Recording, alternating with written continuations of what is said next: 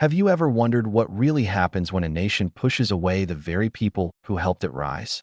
Because in the past few decades, 7 countries have learned that lesson the hard way by losing Filipinos. From the deserts of the Middle East to the shining towers of Asia, Filipinos have been the invisible hands and beating hearts that keep the world running. They care for the sick in hospitals. They build cities that touch the sky. They teach, they serve, they innovate. And wherever they go, they don't just survive, they uplift entire communities. But not every nation saw that value in time. Some, driven by politics, fear, or pride, decided to send them home. They tightened borders, changed laws, or turned public sentiment against migrant workers. At first, it looked like control, but soon it became regret. Because when Filipinos leave, something deeper disappears too: discipline, kindness, and the quiet strength that keeps systems alive. The hospitals grew emptier. Construction slowed. Families struggled without the care and loyalty Filipinos had given for years. Now, in 2025, those same countries are realizing the truth. You can replace labor, but you can't replace heart. And for decades, the Filipino heart has powered the world. In this video, we'll uncover 7 nations that once turned their backs on Filipinos and now find themselves trying desperately to bring them back. We'll explore what went wrong, how their economies suffered, and what this reveals about the global importance of Filipino resilience. Because when Filipinos arrive, they bring hope. And when they're gone, the world feels the silence. The story you're about to hear isn't just about migration. It's about realization that the strength of a nation isn't measured by who it keeps out, but by who it chooses to value. Let's begin. Nation 1, Saudi Arabia. For over 4 decades, Saudi Arabia stood as one of the biggest destinations for overseas Filipino workers, OFWs. From nurses who kept hospitals alive, to engineers and construction crews who built Riyadh's skyline, Filipinos became the quiet backbone of the kingdom's modernization.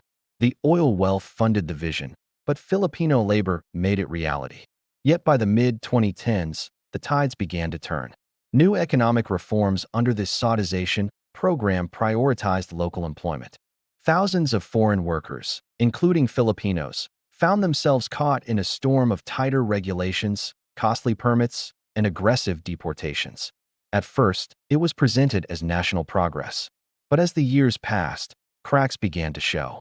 The hospitals that once relied on Filipino nurses struggled with shortages. Service industries lost their warmth and efficiency. Construction projects slowed. The signature reliability Filipinos brought, punctuality, skill, and quiet dedication, couldn't be replaced easily.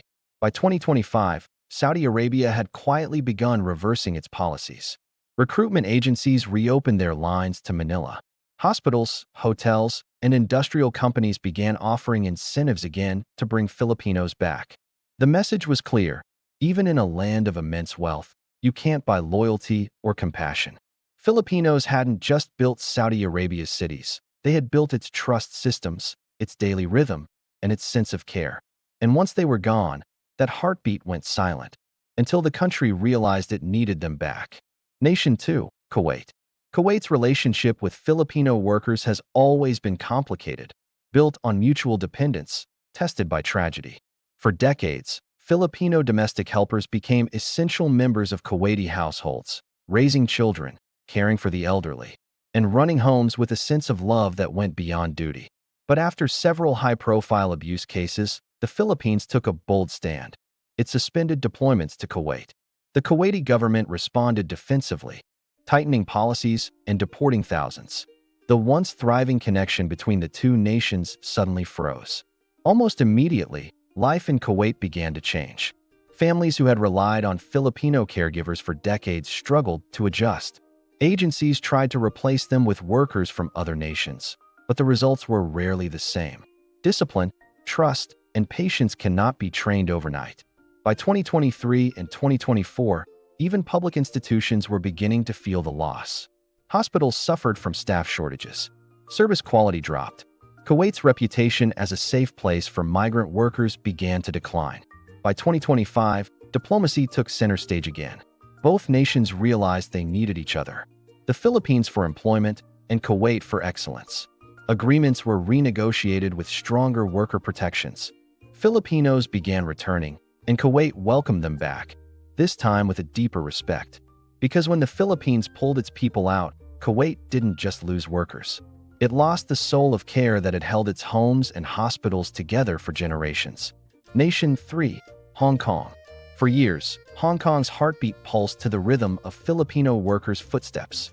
Over 200,000 strong, they became part of the city's identity, managing homes, guiding children, and keeping one of the world's busiest economies running smoothly. Sundays in central Hong Kong turned into a sea of smiles and music, as Filipinos gathered to celebrate their one day of rest, turning skyscraper plazas into villages of laughter and community.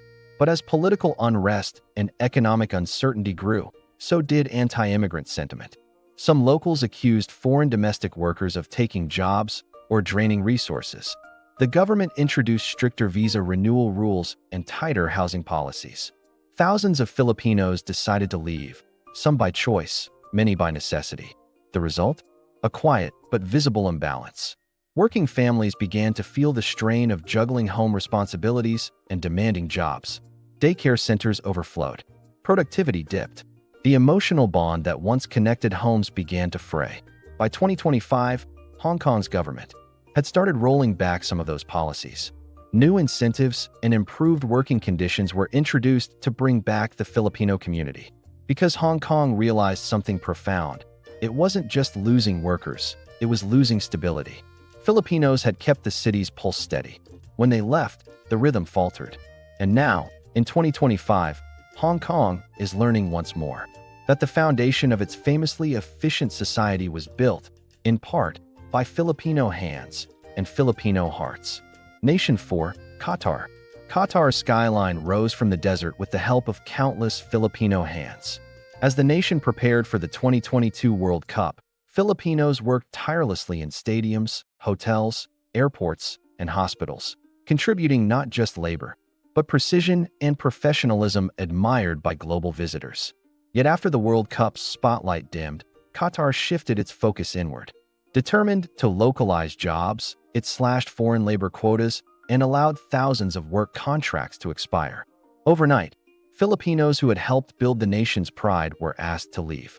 For a brief moment, it seemed like success. More opportunities for locals, fewer migrants. But within 2 years, the weaknesses began to show.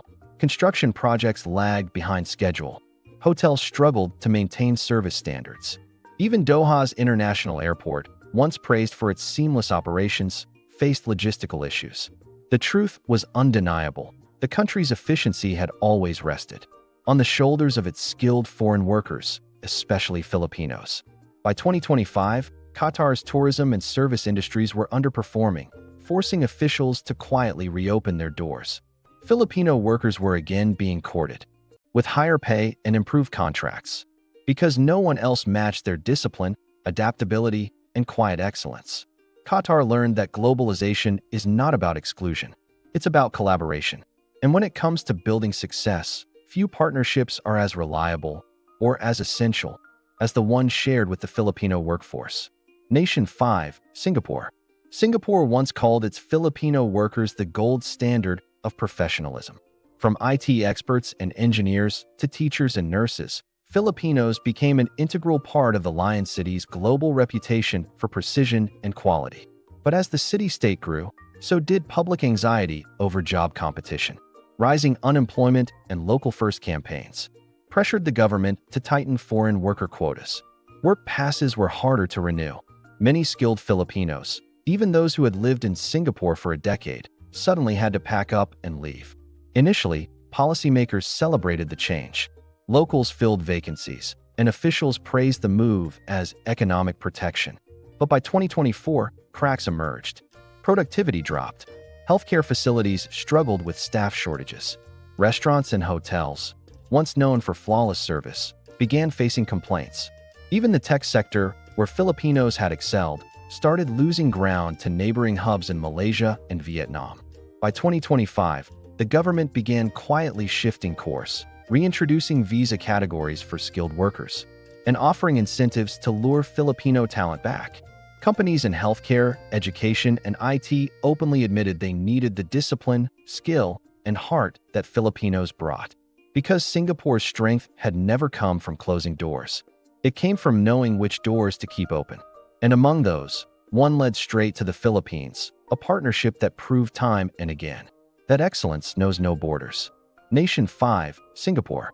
Singapore once called Filipino workers the most professional in Asia, and with good reason. From engineers and teachers to chefs and caregivers, Filipinos became the quiet architects of Singapore's efficiency. They filled classrooms, hospitals, and households with both skill and heart, helping the nation rise as a symbol of modern success. But even in this highly advanced city-state, politics and perception began to shift. As the local population grew anxious about job competition and rising living costs, foreign labor policies became a target. The government tightened its employment pass rules and reduced foreign worker quotas. And many Filipinos, from domestic helpers to IT specialists, were among those affected. Thousands lost their work passes and were forced to return home or move elsewhere in Asia. At first, Singapore believed this move would ease unemployment and give locals more opportunities. Yet, within a few short years, cracks began to appear. Productivity slipped, especially in the healthcare, hospitality, and education sectors. Many employers realized that while the policy satisfied political optics, it hurt operational quality. The same Filipino workers once taken for granted were suddenly missed for their punctuality, precision, and dedication. Even the country's tech and service industries, both of which had benefited from the adaptability of Filipino professionals, began to lose momentum compared to regional competitors like Malaysia and Vietnam. By 2025, Singapore quietly changed course. The government reopened select work visa categories and launched special recruitment drives for Filipino nurses, IT specialists, and educators. Companies began offering relocation incentives, realizing that progress was impossible without the people who helped build it. Singapore's journey revealed an uncomfortable truth. Its success wasn't built on exclusion. It was built on collaboration. And among its most trusted collaborators were Filipinos. Their professionalism didn't just elevate Singapore's reputation. It became part of its identity. Nation 6, Japan. Japan's story with the Filipino workforce began with compassion and hope. Faced with an aging population and a shrinking local workforce, Japan opened its doors to Filipino nurses, caregivers, and technical trainees. Thousands of Filipinos embraced the challenge, learning Japanese, adapting to strict work ethics, and caring for Japan's elderly with unmatched warmth. But over time, cultural rigidity and bureaucracy began to push many away. Stringent language exams, limited residency rights, and difficult working conditions discouraged even the most committed workers. Japan believed that automation and robotics could fill the gap, a futuristic solution to a human problem. For a while, this seemed plausible. Robots began assisting in hospitals, care homes, and restaurants. But soon, Japan discovered the irreplaceable truth. Technology can assist care, but it can't deliver empathy. Machines could lift patients, but they couldn't comfort them. They could serve tea, but they couldn't offer a reassuring smile. By 2025, Japan's healthcare sector faced a severe shortage of qualified, compassionate caregivers. Hospitals and nursing homes began appealing directly to the Philippines to re-establish training programs. The government eased visa renewals and simplified certification pathways to attract Filipino professionals once again. Japan realized that while automation is powerful, it cannot replace humanity. Filipinos weren't just employees. They were companions to the elderly, teachers to the young, and bridges between modern progress and human warmth. The nation learned, perhaps the hard way, that efficiency without empathy is incomplete. And in rediscovering this truth, Japan also rediscovered its appreciation for Filipino care, gentle, patient, and profoundly human. Nation 7, Malaysia. Malaysia once shared deep ties with the Filipino community, especially in regions like Sabah, where thousands worked in plantations, construction, and services. For decades, Filipinos were part of the social and economic fabric of Malaysia, diligent, family-oriented, and committed. But political narratives began to change. Rising nationalism and immigration concerns led to stricter enforcement and periodic raids against undocumented migrants. Unfortunately, these actions also affected legal Filipino workers, many of whom were unfairly profiled or caught in bureaucratic crossfire. As deportations rose, Malaysia lost more than just manpower. It lost one of its most reliable labor forces. Factories slowed down. Hotels struggled to maintain service quality. Entire communities that once bustled with cross-cultural energy began to fade. By the mid-2020s, the impact became impossible to ignore. Malaysia's manufacturing and service industries faced labor shortages, while neighboring Singapore and Thailand surged ahead. Ironically, even as Malaysia sought to rebuild its economy, it found that the very people it had pushed away were now thriving elsewhere, in Canada, the Middle East, and even Europe. By 2025, Malaysia's government began quiet talks to re-establish labor partnerships with the Philippines. New bilateral agreements are being drafted to attract Filipino professionals once again, this time with better protections and respect. The lesson was clear. In trying to secure its borders, Malaysia had weakened its own foundations. When Filipinos left, efficiency, trust, and community left with them. And now, Malaysia's path forward depends on rebuilding those bridges, not just through policy, but through humility. Because when you drive out those who build your strength, you eventually learn that progress without people is just an illusion. What this means for the future. The global Filipino story is no longer just about migration, it's about transformation. What began as a search for opportunity has evolved into a movement shaping nations from the inside out. Filipinos are no longer just filling jobs, they're building legacies. From hospitals in Japan to tech hubs in Singapore, Filipinos have become essential to the rhythm of modern life.